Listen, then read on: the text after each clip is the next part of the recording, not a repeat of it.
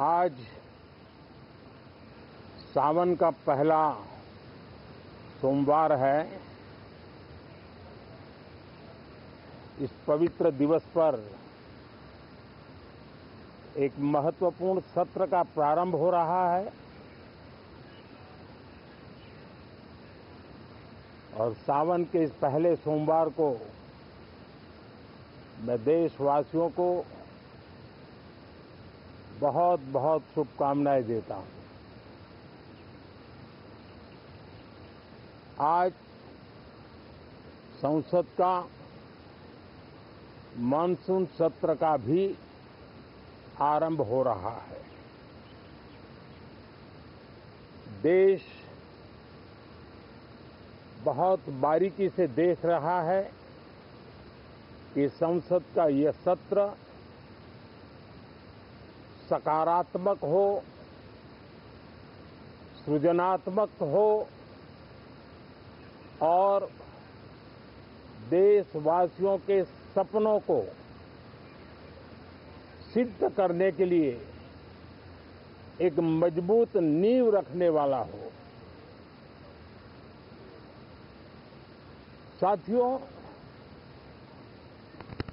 भारत के लोकतंत्र की जो गौरव यात्रा है उसमें ये एक महत्वपूर्ण पड़ाव के रूप में मैं देख रहा हूं। व्यक्तिगत रूप से मुझे भी, हमारे सभी साथियों को भी ये अत्यंत गर्व का विषय है कि करीब 60 साल के बाद कोई सरकार तीसरी बार वापस आए और तीसरी पारी का पहला बजट रखने का सौभाग्य प्राप्त हो। ये भारत के लोकतंत्र की गौरव यात्रा की अत्यंत गरिमापूर्ण घटना के रूप में देश इसे देख रहा है। ये बजट सत्र है। मैं देशवासियों को जो गारंटी देता रहा हूं, क्रमशः रूप से उन गारंटियों को जमीन पर उतारना, इस लक्ष्य को लेकर के हम आगे बढ़ रहे हैं। ये बजट अमृतकाल का एक महत्वपूर्ण बजट है। हमें 5 साल का जो अवसर मिला है, आज का बजट हमारे उन 5 साल के कार्य की दिशा भी तय करेगा और ये बजट 2047 जब आजादी के 100 साल होंगे तब विकसित भारत का जो हमारा सपना है, उस सपने को पूरा करने की मजबूत नींव वाला बजट लेकर के हम कल देश के सामने आएंगे। हर देशवासी के लिए एक गर्व की बात है कि भारत बड़ी इकोनॉमी वाले देशों में सबसे तेज गति से आगे बढ़ने वाला देश है। गत 3 वर्षों में लगातार 8% ग्रोथ के साथ, 8% ग्रोथ के साथ हम आगे बढ़ रहे हैं, हम ग्रो कर रहे हैं। आज भारत में पॉजिटिव आउटलुक, इन्वेस्टमेंट और परफॉर्मेंस एक प्रकार से अपॉर्चुनिटी की पीक पर है। ये अपने आप में भारत की विकास यात्रा का एक अहम पड़ाव है। साथियों, मैं देश के सभी सांसदों से किसी भी दल के क्यों न हो, मैं आज आग्रहपूर्वक कहना चाहता हूं कि हम गत जनवरी से लेकर के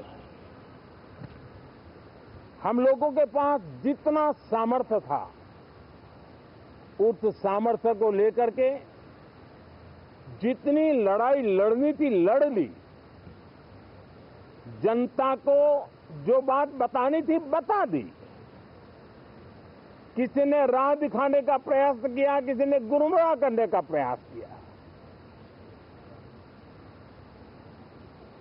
लेकिन अब वो दौर समाप्त हुआ। देशवासियों ने अपना निर्णय दे दिया। अब चुने हुए सभी सांसदों का कर्तव्य है, सभी राजनीतिक दलों की विशेष जिम्मेवारी है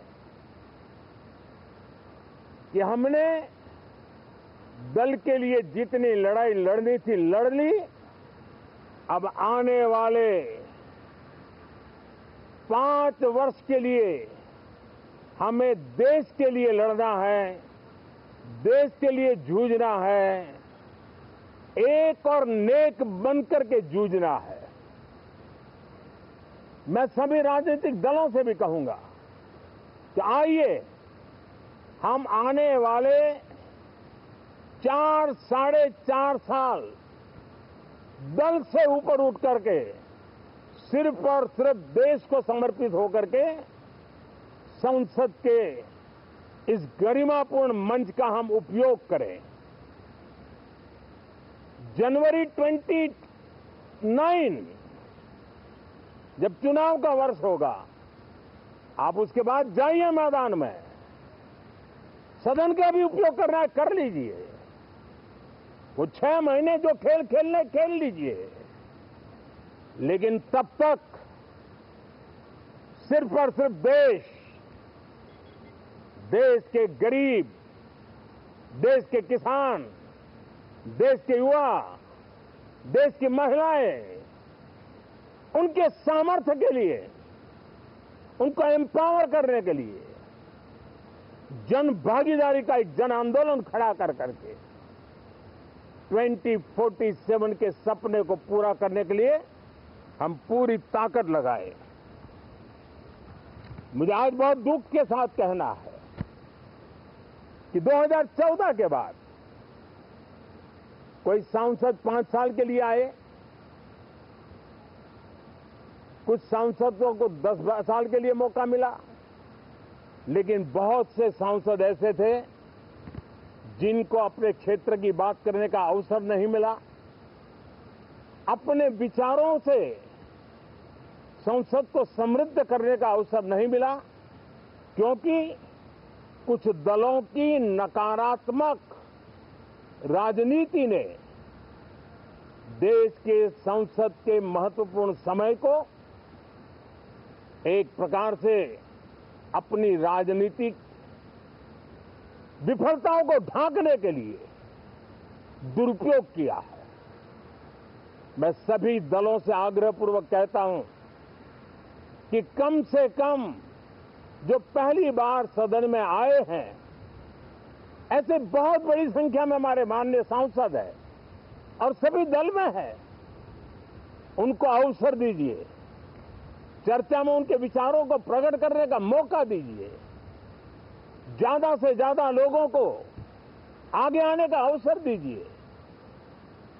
और आपने देखा होगा कि पार्लियामेंट के नए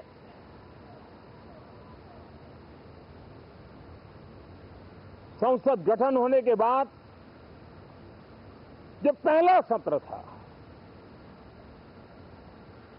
140 करोड़ देशवासियों ने बहुमत के साथ जिस सरकार को सेवा करने का हुक्म किया है देशवासियों ने, उसकी आवाज को कुचलने का और लोकतांत्रिक प्रयास हुआ।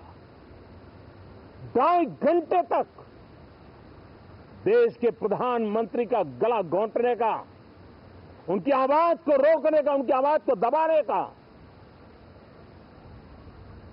लोकतांत्रिक परंपराओं में कोई स्थान नहीं हो सकता है और इसका कोई पश्चाताप तक नहीं है, दिल में दर्द तक नहीं है। मैं आज आग्रहपूर्वक कहना चाहता हूं, देशवासियों ने हमें यहां देश के लिए भेजा है, दल के लिए नहीं भेजा है। ये सदन दल के लिए नहीं, ये सदन देश के लिए है। ये सदन संसदों तक की सीमा तक नहीं है, 140 करोड़ देशवासियों की एक विराट सीमा करके ये लिए है। मैं विश्वास करता हूं कि हमारे सभी माननीय सांसद पूरी तैयारी के साथ चर्चा को समृद्ध करेंगे। कितने ही विरुद्ध विचार होंगे, विरुद्ध विचार बुरे नहीं होते हैं, नकारात्मक विचार बुरे होते हैं। जहां सोचने की सीमाएं समाप्त हो जाती है, देश को नकारात्मकता की जरूरत नहीं है। देश को